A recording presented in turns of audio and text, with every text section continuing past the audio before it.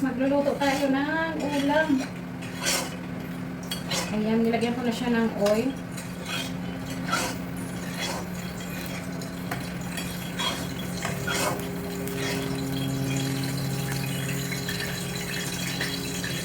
Ayan, magluluto tayo guys ng kinamatisang manok. Ayan, para hindi masayang guys, ito yung mga pera-perasong natitira. Ayan, tinago ko siya kasi pang ulam na namin yan guys.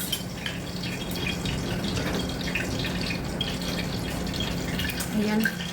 Lagyan muna natin ng bawang.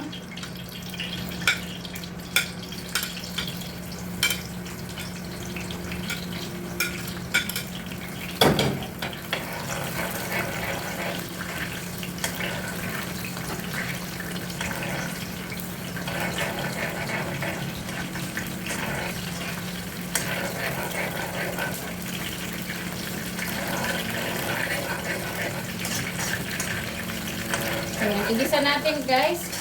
Igisa natin yung bawang hanggang sa mag golden brown siya. Ayan.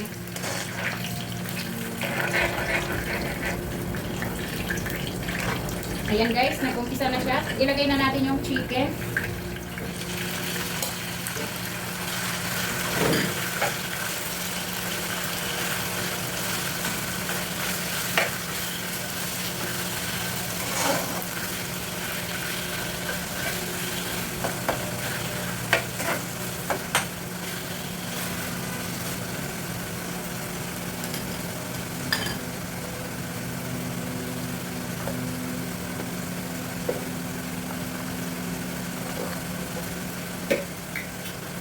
Ayan, lagyan natin ng paminta.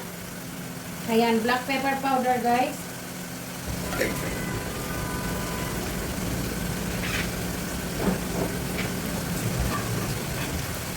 Konting asin.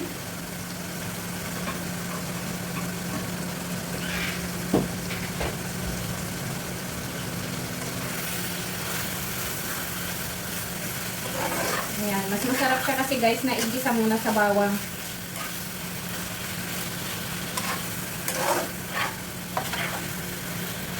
Ayan, para mas mabango siya at mas malasa.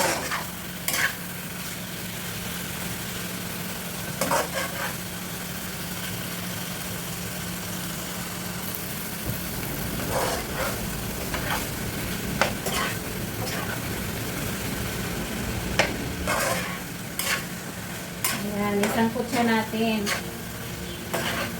Ayan, kapag ganito na yung kulay ng chicken guys, ibig sabihin, luto na yan. Ayan, so igigilid muna natin para hindi siya masyadong titigas. Ayan, huwag na natin tanggalin. Tapos ilagay natin yung sibuyas.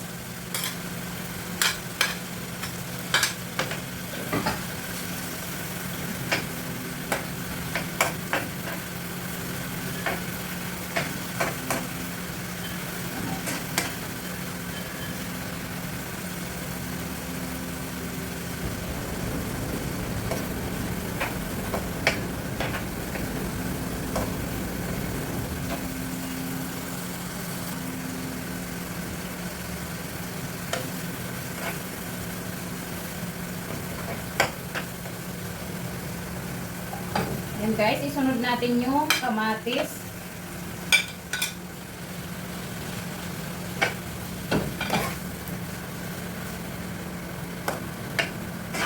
Ayan, palambutin natin yung kamatis para madurog natin.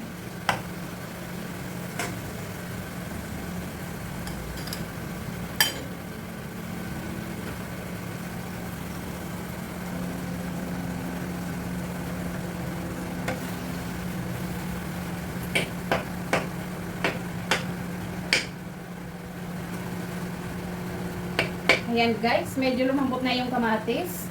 Ilagay natin yung sili. Ayan, kung may pula kayo, maganda pag haluin nyo guys. Para ang ganda ng kulay.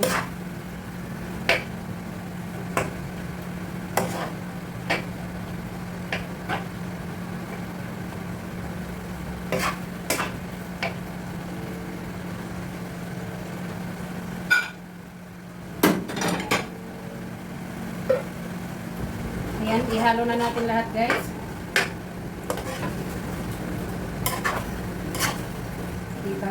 Hindi nasasayang yung mga ritaso guys na natitira. Kapag nagluluto ako ng mga pagkain ng amo, may mga ritaso na hindi na kailangan isama. Ayan, tinatago ko siya. Kasi pwede yung isakog. Kagaya nito guys. Oh, kasi marami na siya. Ang ulam na.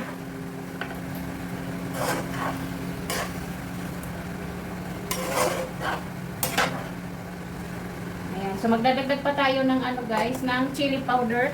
Kasi hindi yan masyadong maanghang yaang hinarvest namin sa garden na sili. So magdagdag tayo guys ng chili powder.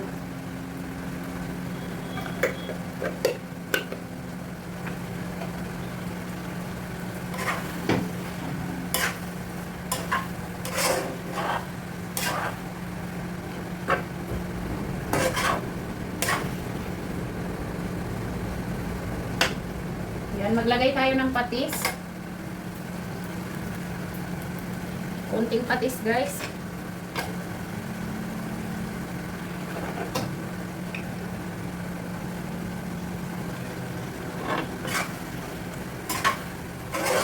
Yan, ihalo-halo natin. Ang bilis lang itong lutuin guys. Ang bilis maluto ng chicken. Ayan. Siyempre, lagyan natin ng green onion.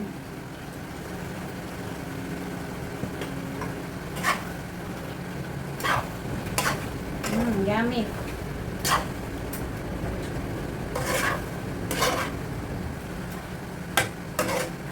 Ganyan lang siya guys. Ready to serve na guys.